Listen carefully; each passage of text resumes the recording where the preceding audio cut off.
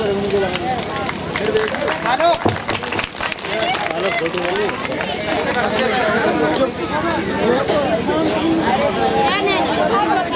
ये इसी के बीच में श्री कृष्ण, उसके बाद भगवान ने एक बार की बात है, सभी गोपियां चाहती हैं कि भगवान हमारे पति हों।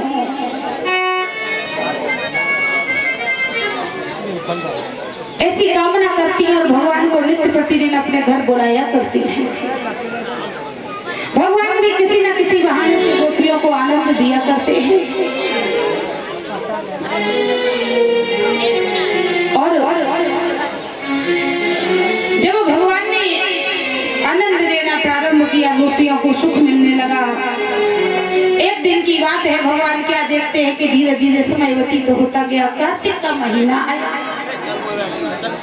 कार्तिक अमावस्या के दिन कौन सा त्योहार मनाया जाता है, कोई बताएगा? दीपावली। देखिए, ये हमारी भाभी जी एक ही बार में बता दिया। श्री अर्जुन सिंह जी की धर्म भैया लोग भाई बड़े जानकार हैं। और किसी और सब लोग सोच में लगे नहीं, बोले कौन सी अमावस्या। दीपावली मनाई जाती है कार्तिक अमावस्या को। और दीपावली के दूसरे दिन कौन सा त्योहार मनाया जाता है?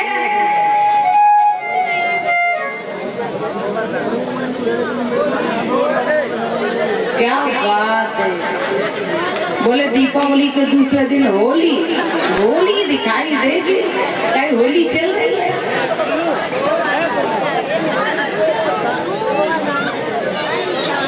गोवर्धन पूजा होती है ना। कहें भगवान श्याम सुंदर कन्हैया ने देखा कि दीपावली मनाई गई और उसके बाद में दूसरे दिन भगवान जब सो करके जागे, जैसे ही दीपावली का पूजन होने के बाद में मैया यशोदा जो है वो रात्रि में काम धंधे में लगी, घर की लिपाई पुताई की। प्रातःकाल मैया बिल्कुल सूर्योदय के समय में रसोई में बैठ करके पकवान बना रही है। भगवान जागे, भगवान ने देखा कि मैया नहीं है। तो जब छोटे बच्चे सो करके जागते हैं माताएं, और उनको उनकी मैया अगर बिस्तर पे न मिले तो रोते हैं। और जो रोते नहीं हैं वो अपनी माँ को दो जगह ढूंढते हैं। कहाँ कहाँ? या तो स्नान गृह में और या फिर रसोई गृह में, क्योंकि सुबह सुबह माताएं इन्हीं दो जगहों पर मिलती हैं। तो भगवान उठे, स्नान गृह में गए तो वहां थी नहीं, फिर भगवान रसोई गृह में गए। मैया पकवान बना रही थी, भगवान घुसने लगे आंखें मलते हुए। मैया बोली अरे लाला दूरी नहीं हो। भगवान रुक गए, सोचने लगे जिस मैया ने कभी नहीं रोका आज रोक रही है। बोले क्यों मैया? बोले लाला तुमने नहाया नहीं है, तुम अभी दूर रहो। भगवान बोले मैया तो तू क्या बना रही है? मैया बोली लाला आज जय जय होवेगी तो मैं पकवान बनाऊंगा। भगवान बोले मैया वैसे तो तू कहवे के लाला तेई मेरो भगवान है, आज ऐसे कौन से भगवान की जय जय होवेगी जो मोको या रसोई में भी ना घुसने दे रही। मैया ने कहा लगा ये मैं बाद में तुमको बताऊंगी, अभी तो तू यहाँ से जा। भगवान ने कहा तो मैया थोड़ा सा कुछ खाने को दे दे। एक बात बताई, जब माताएं मैंने पूरी पकवान पूजा के लिए बना रही हो उस समय बच्चों को ऐसे देखती हैं जैसे कोई दुश्मन का पुत्र पुत्री हो, दुश्मनी का भाव बच्चे बेचारे सोचते हैं कि सच में मेरी मम्मी है, बिल्कुल सोचते हैं। यशोदा मैया भी स्त्री है, उन्होंने कहा दूर रहना, अभी तुमने नहाया नहीं है। भगवान बोले भैया ऐसे क्यों डांट रही है? मैया बोली लाला तुम यहाँ से जाओ और बाबा से जाके पूछो।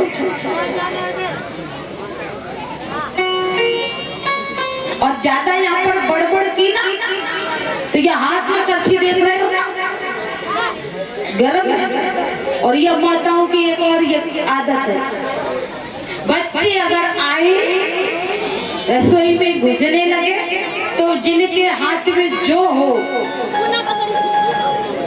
झाड़ू हो, बेलन हो, करछी हो, कुछ भी उसी की धमकी देती है। देख रहे हो ना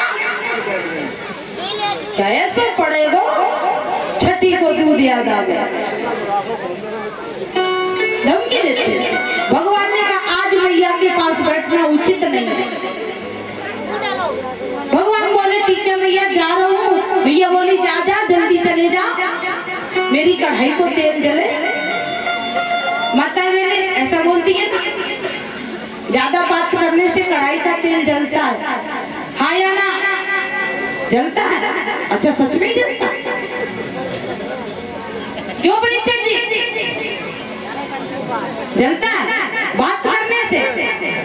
अरे वाह, मुझे तो नहीं लगता कि बात करने से तेल जलता होगा। तेल क्यों जलता है? अगर बात करने से तेल जलता है तो पहले जब वो भंडारे घर में शादी विवाह हुए करे थे, बड़े बुजुर्गों लोग भोजन बनाते थे, पूड़ियां सेकते थे, माताएं बेलती थी ना,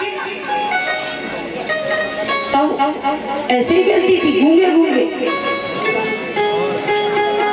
देवताओं को मनाती थी और क्या, देवा तेरे भरोसे धरी करैया सूरत लगा।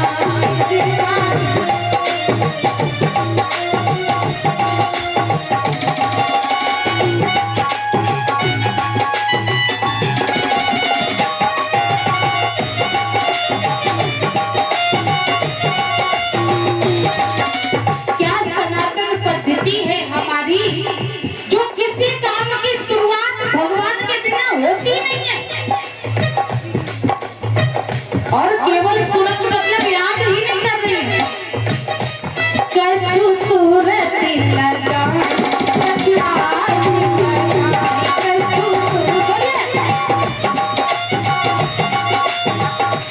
देवा तेरे भरोसे धरी करैया सूरत लगा।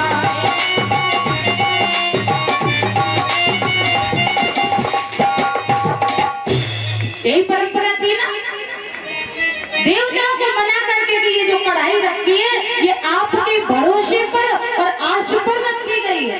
गा गा के पूड़ियां बेलती थी, बड़े बूढ़े चिल्लाते थे अरे गाओ भी, हाथ भी चलाओ, बोलते थे। तब तेल नहीं जलता था क्या? सैकड़ों की संख्या में महिलाएं पूड़ी बेल रही और गा रही, तब तो तेल नहीं जलता था। देखिए तेल बात करने से नहीं जलता, तेल जलता है कि तुम समय से पूड़ी नहीं डाल पाती हो, बातों में लगी रहती हो और आग तो जल ही रही है। अब जब समय से नहीं डालोगी तो फिर तेल तो जल ही जाएगा, ना कि बात करने से। भ्रम में न रहिए। भगवान कृष्ण ने सारे पाखंड को खत्म करने के लिए सबसे पहला वीणा उठाया और इस पाखंड इस दुनिया में कितना बड़ा है, न जाने कितने सड़कें और चौराहे बुझ गए आज के 10-15 साल पहले। जिनके 4 लड़का वो माताएं 5 पेड़ा बनाए, जिनके 2 लड़का वो 10 बनाए, एक बेटे पर 5 पेड़े खाने हैं। बोले कहाँ गई? चौराहे पे चौक लगा के। सनातन पद्धति में माताओं को भोजन में अंदर बैठ के करना चाहिए और चौराहे पर खाने की बात कर दी गई तो किसी ने ये प्रश्न नहीं किया कि चौराहे पर क्यों, किसके नाम से, कौन देवी देवता कुछ नहीं, बस चलो भैया चल पड़े। और भाभियन को धोती पे लड़ाई। परंपरा क्या है कि भाभी ननद को दान करे। एक कोई भाभी चालाक थी, उन्होंने कहा ननद सब लूटे ले जा रही है, तो वह ने अपनी ननद को पट्टी पढ़ा दी। बोले एक परंपरा है कि भाभियों अगर जिसके लड़का है तो वो भाभी को साड़ी पहनाए और भाभी उस भांजे को गरी मिश्री खिलाएगी। अब 10 रुपए की गरी मिश्री 500 की साड़ी, तो एक बार तो मिल ही जाए। ननद ने भी सोचा कि चलो हमें एक ही बार लेना है, बढ़िया खरीद दी। किसी ने नहीं सोचा, किसी ने विचार नहीं किया।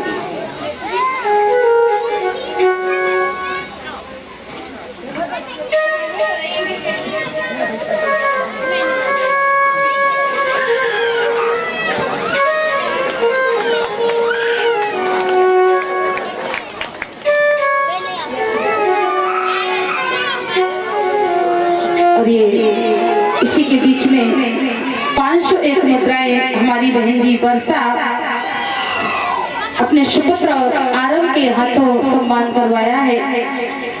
भगवान से प्रार्थना है इनके जीवन में सुख शांति बनाए रखें, माता लक्ष्मी भंडारे भरती रहे, ऐसी भगवान से प्रार्थना करते हैं।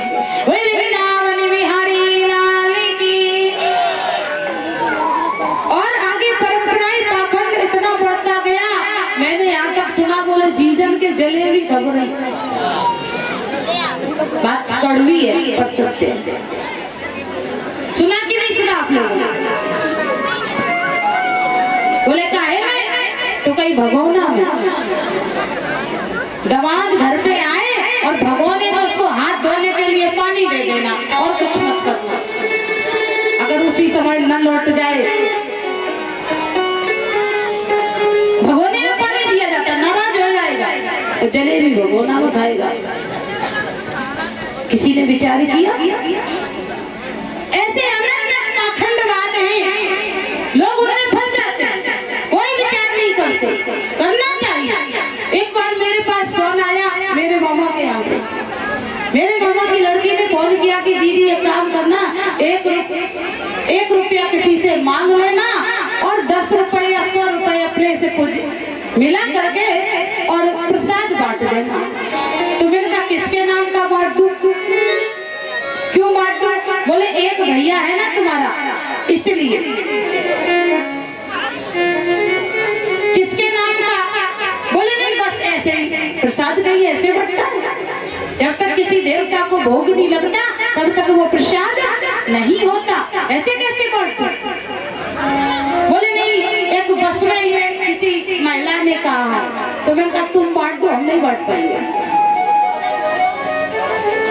और एक परंपरा आई, बोले जो सावन में बहू अपने घर से जाए तो पति की चांद में चप्पल मार के जाए।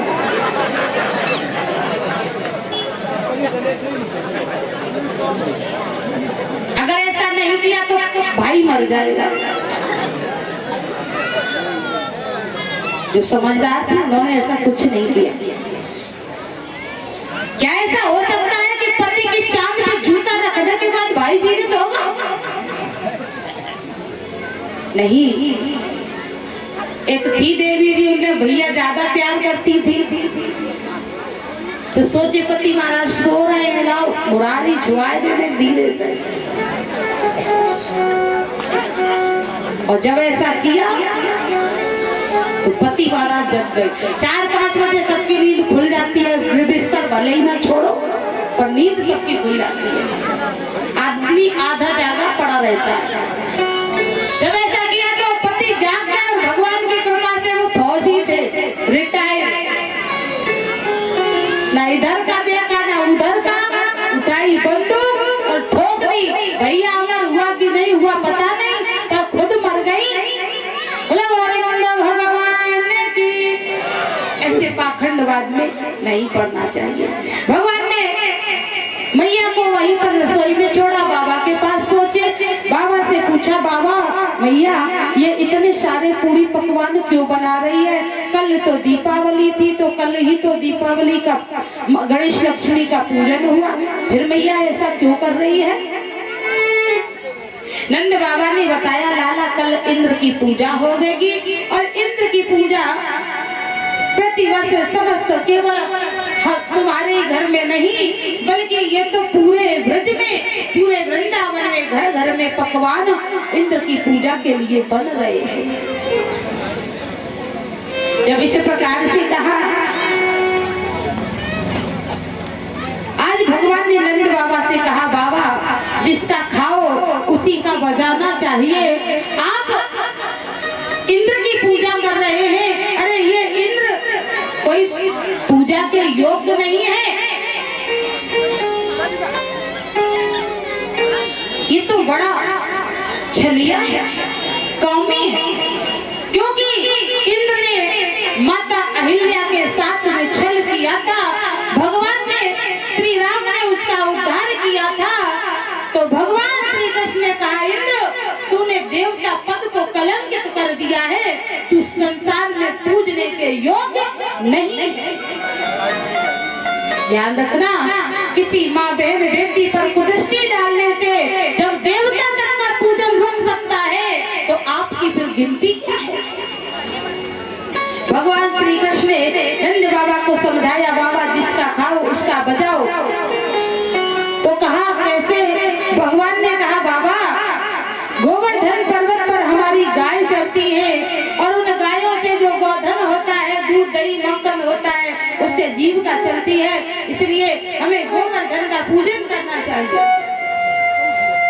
नंद बाबा ने कहा, लाला मैं अकेला नहीं कर सकता ये पूजन, क्योंकि मैं राजा हूँ और राजा प्रजा से होता है। अगर समस्त ब्रजवासी कहेंगे तो मैं तेरी बात मानने के लिए तैयार हूँ। जब इस प्रकार से कहा, उसी समय तत्काल चौपाल बुलाई, घूंघट डाल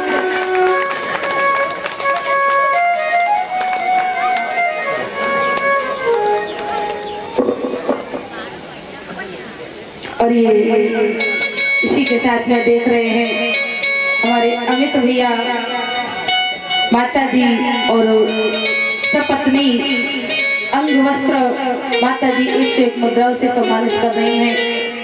भगवान से प्रार्थना है जीवन में सुख शांति बनाए रखें, माता लक्ष्मी सदा कृपा बनाए रखें। और भैया पूरा परिवार सेवा में दिन रात लगा रहता है, इन्हीं के यहाँ हमारा इस समय निज निवास है।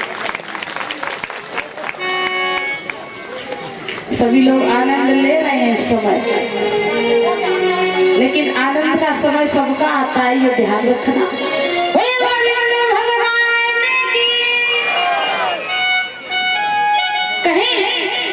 भगवान ने कहा, बाबा गोवर्धन का पूजन होना चाहिए।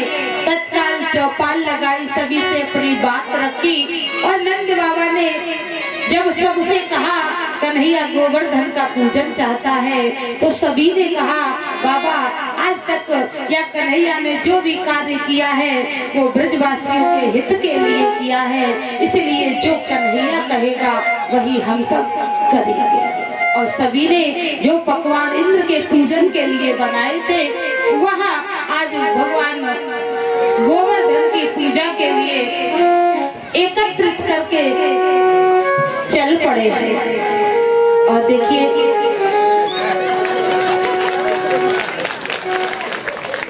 कौन कौन चलेगा गोवर्धन में, हाथ उठाइए। फ्री में लेके चलेंगे, एक भी किराया नहीं लगने देंगे, बस 1100 रुपए बैठ चढ़ा था। अरे फ्री में जाओगे, जाओ जरा गोवर्धन, 4-5 हजार रुपए पड़ जाएगी, खर्चा होगा। और होली के समय में वो भी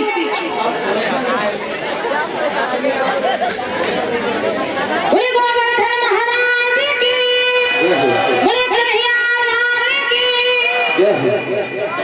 चलिए सभी लोग गोवर्धन के पूजन के लिए चलेंगे। भगवान ने सभी ब्रजवासियों को, ग्वाल वालों को साथ में लिया। पूजन की थाली, पूजन पकवान लेकर के चल पड़े हैं और नाचते गाते हुए जा रहे हैं। आप लोग भी चलेंगे कि जाई रहे मन खुशी मनाई रहे भारी, जाई रहे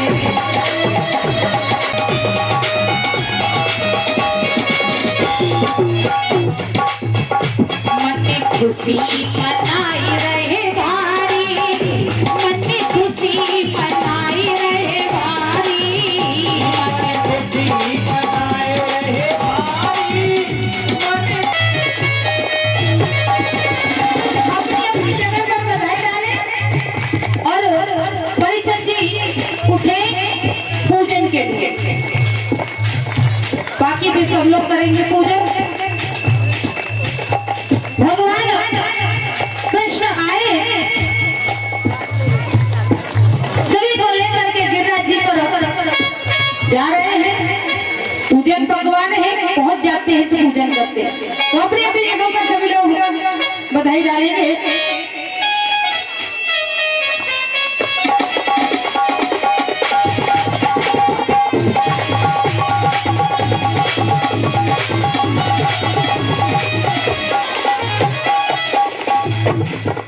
जाई रहे गोवन घन को नर नारी, मन खुशी मनाए रहे भारी, जाई रहे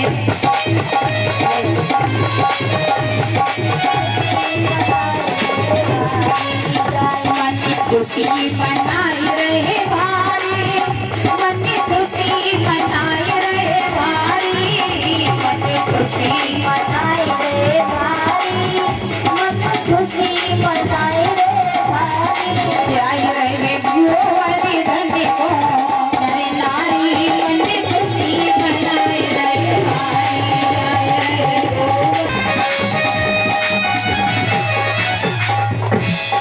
सबने पूरी खीर बनाई, सबने और खोया की असल मिठाई, अपनी अपनी जगह पे अपनी अपनी जगह पे और खोया की असल मिठाई, सबने नहीं बनाई रही सरकारी, मन खुशी मनाए रहे भारी, सबने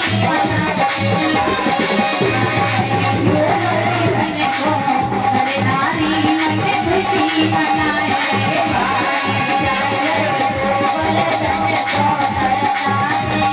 खुशी मनाए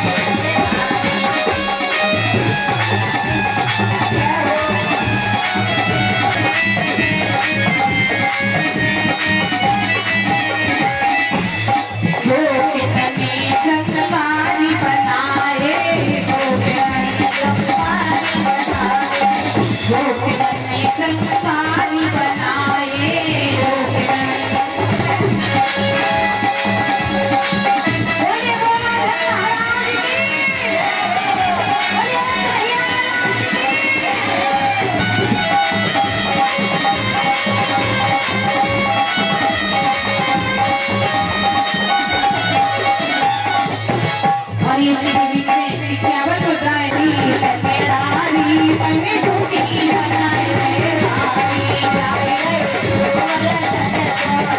रानी, मन खुशी मनाए रहे भारी।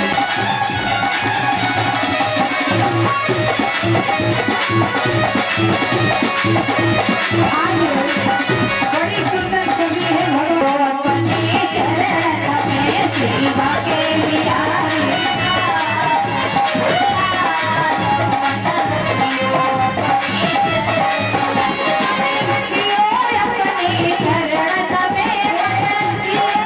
अपने चरण में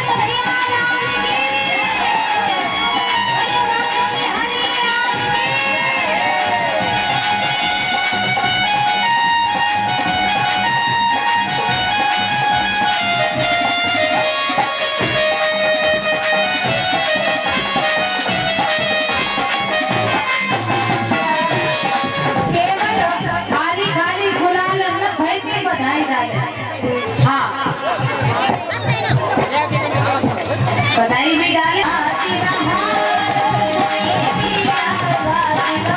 तेरी घोड़ी में, तेरी घोड़ी में, तेरी घोड़ी में हीरा लाल हो लाल मन अभी वो मने